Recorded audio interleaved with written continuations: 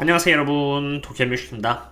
어제를 시작으로 해서 나스닥은 1.65% 상승하는 등 다시 강한 반등을 보여주었는데요.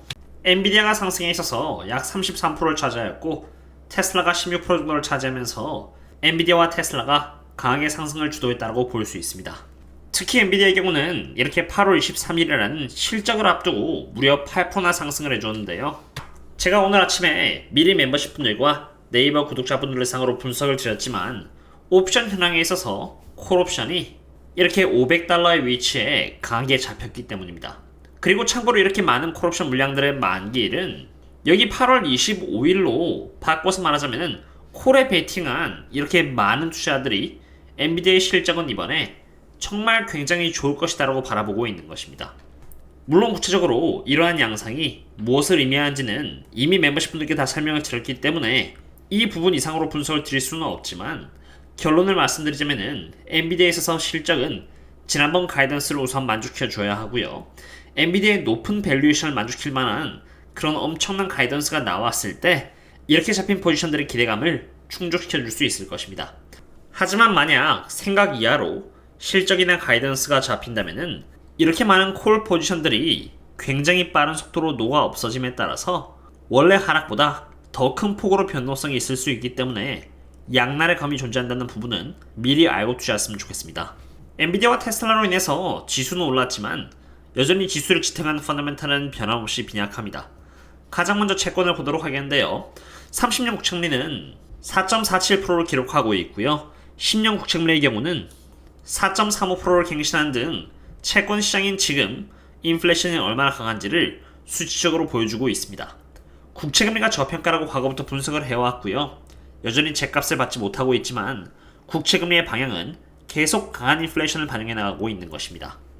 그리고 앞으로 미국의 국채금리가 상승을 조금 더 해나갈 수 있는 이유 중 하나는 바로 일본의 10년 국채금리로 BOJ에서 Yield Curve Control의 기준을 1.0%로 상향시키면서 일본의 10년 국채금리는 1%까지 상승할 수 있게 되었고 계속 상승을 이어감에 따라서 0.671%까지 이렇게 왔습니다. BOJ에서 개입하기에 앞서 여전히 0.4%나 남아있다는 것을 의미하고요.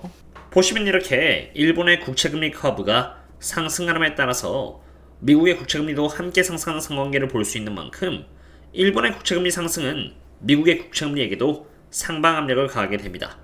그러므로 채권에 투자하시는 분들께서는 일본의 국채금리를 하나의 기준으로 삼고 보수적으로 대응해 나갈 필요가 있다고 생각합니다. 그리고 기술적 관점에서 10년 국채금리를 바라봤을 때도 여전히 상승할 여지는 충분히 존재합니다. 10년 국채금리의 차트 형태를 보시면은 지금 불 플래그 형태로 5%까지도 저는 충분히 갈 수 있다고 봅니다.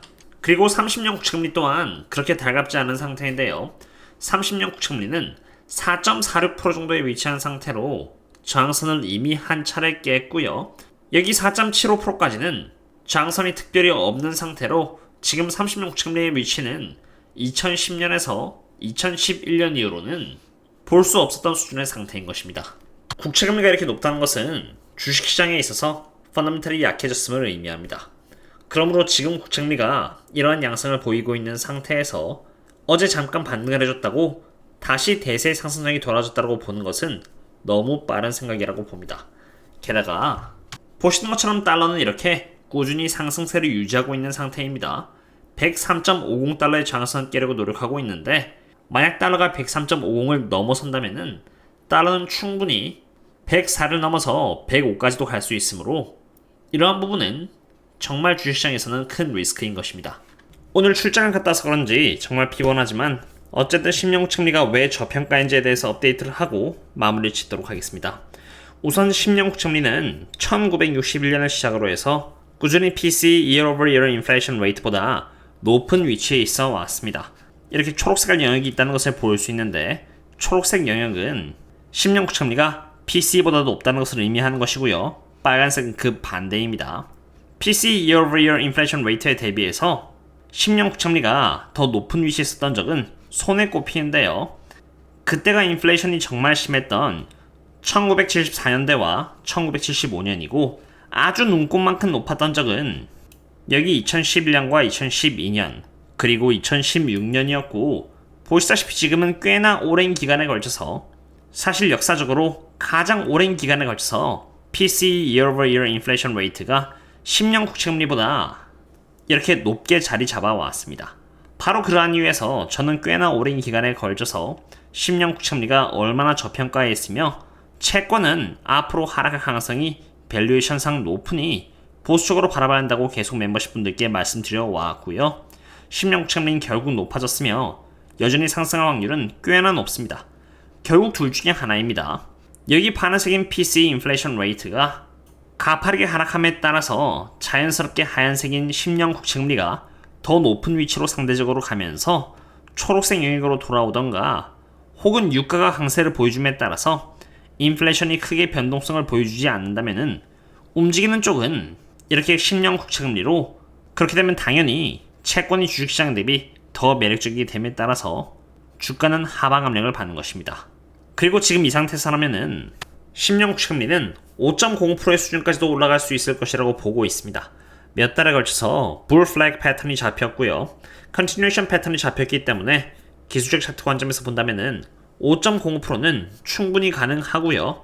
이에 따라서 채권이 하락할 수 있는 여지는 남아있고 그것은 다시 말해서 펀더멘털이 약해진 주식시장도 마찬가지겠습니다. 그리고 PCE가 떨어지기에는 여전히 너무 인플레이션이 강합니다. 사람들은 M2의 흐름만 말하지 정작 M2의 속도에 대해서는 언급하지 않습니다. M2의 양과 속도에 대해서 둘 다 분석을 해야만 그게 맞는 것이지 M2가 떨어지고 있으니 머지않아 인플레이션도 떨어질 것이라고 본다면 그것은 반만 맞는 셈입니다. M2 머니 서플라이가 떨어지는 이유는 은행에서의 예금이 떨어지고 있기 때문인데요. M2가 떨어지고 있긴 하나 돈이 경제를 통과하고 있는 속도는 여전히 굉장히 빠르며 이렇게 반등하고 있는 추세이기 때문에 10년 국채금리가 떨어진다기보다는 오히려 상승할 가능성이 높다고 판단이 됩니다. 오늘은 이 정도로 마무리하도록 하겠고요.